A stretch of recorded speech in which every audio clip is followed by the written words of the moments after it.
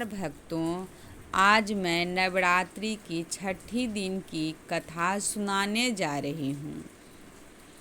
आप सभी का हमारे चैनल पर दिल से स्वागत है।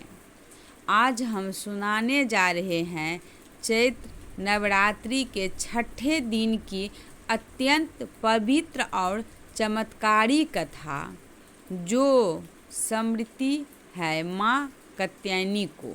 कहा जाता है कि जो भी भक्त इस कथा को सच्चे मन, श्रद्धा और विश्वास के साथ सुनता है, माँ कात्यायनी उसकी हर मनोकामना पूरा करती हैं।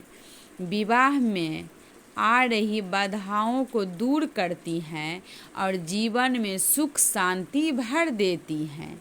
इसलिए आप इस कथा को अंत तक जरूर सुनें, और अगर आपके मन में कोई इच्छा है तो उसे मन ही मन माँ से ज़रूर कहें। तो आइए श्रद्धा और भक्ति के साथ कथा की शुरुआत करते हैं। माँ कात्यायनी। बहुत प्राचीन समय की बात है। धरती पर एक महान तपस्वी और ज्ञानी ऋषि रहते थे। ऋषि कात्यायन।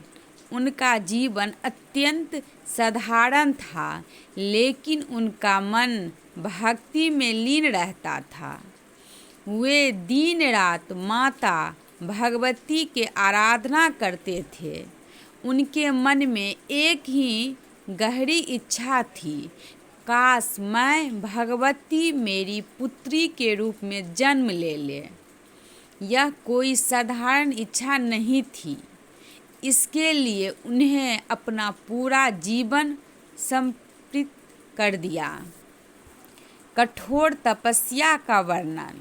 ऋषि कात्यायन ने जंगल में जाकर कठोर तपस्या शुरू की। उन्हें अन्न त्याग दिया। कई दिनों तक केवल जल पर ही रहे। कभी धूप में खड़े होकर तप करते, तो कभी वर्षा में भीगते हुए माँ का ध्यान करते। समय बीतता गया। दिन महीने बने, महीने सालों में बदल गए। उनका शरीर कमज़ोर होता गया, लेकिन उनका विश्वास अडिग रहा। लोग उन्हें देखकर कहते, इतनी कठोर तपस्या कोई कैसे कर सकता है। लेकिन ऋषि के लिए यह तपस्या नहीं, उनकी भक्ति का प्रेम था। माँ का प्रकट होना। एक दिन उनकी तपस्या सफल हुई। अचानक चारों ओर तेज प्रकाश फैल गया। पक्षी शांत हो गए। वातावरण दिव्य हो गया। माँ दुर्गा उनके सामने प्रकट हुई। माँ ने मधुर स्वर में कहा, हे कात्यायनी, मैं तुम्हारी भक्ति से बहुत प्रसन्न हूँ। मांगो, क्या चाहते हो।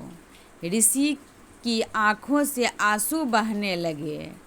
उन्होंने हाथ जोड़कर कहा, हे माँ, मैं आपकी अपनी पुत्री के रूप में पाना चाहता हूँ, ताकि मैं आपकी सेवा कर सकूं।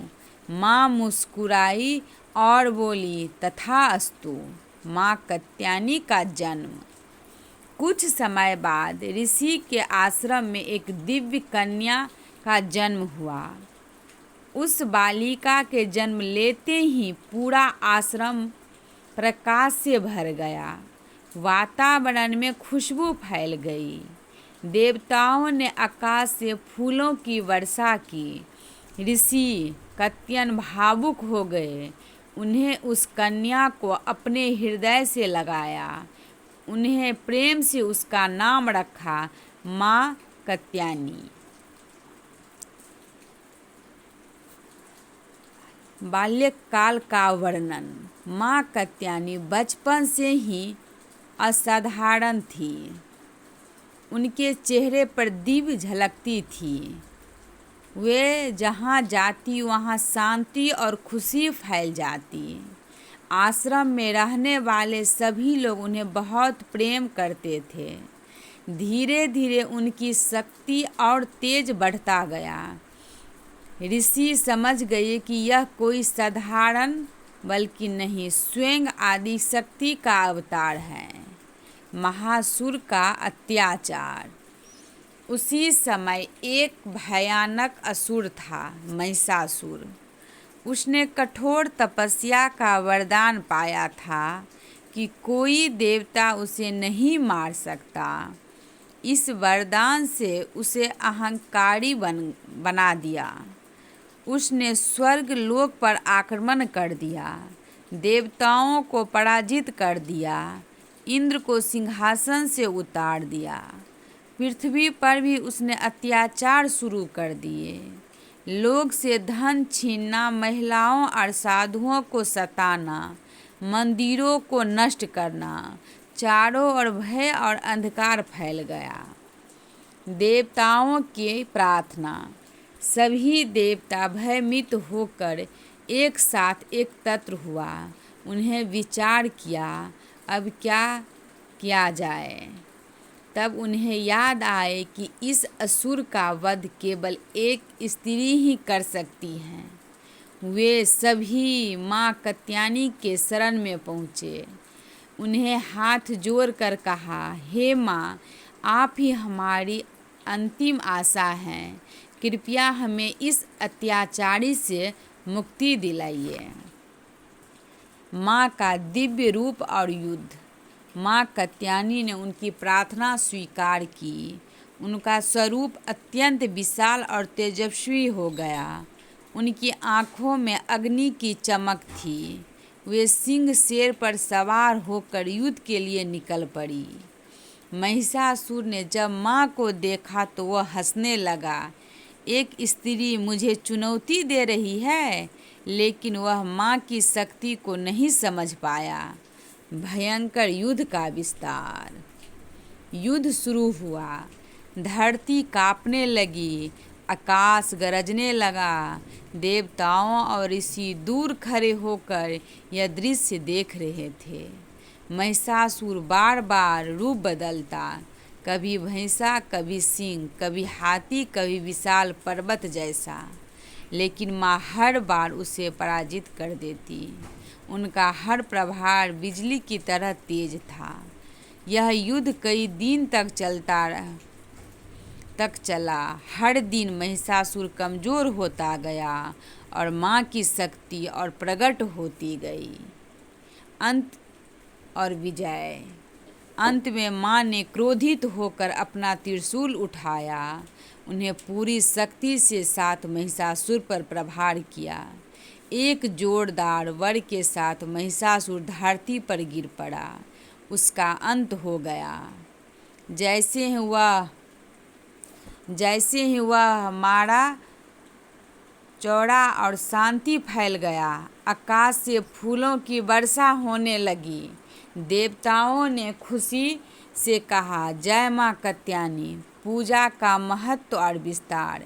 विवाह में आ रही बाधाएं दूर होती हैं। जीवन में सही जीवन साथी मिलती है। भय, चिंता और नकारात्मक समाप्त होती है। आत्मविश्वास और साहस बढ़ता है। घर में सुख शांति बनी रहती है। पूजा विधि। सुबह जल्दी उठकर स्नान करें। साफ और पीले लाल वस्त्र पहने। माँ को शहद का भोग लगाए। फूल दीप अर्पित करें। और श्रद्धा से मंत्र जपे, ओम देवी कात्यायनी नमः। इस कथा से हमें यह सीख मिलती है कि सच्ची भक्ति हमें बहुत शक्ति होती है। अगर हम दिल से भगवान को पुकारे तो वो ज़रूर हमारी सुनते हैं।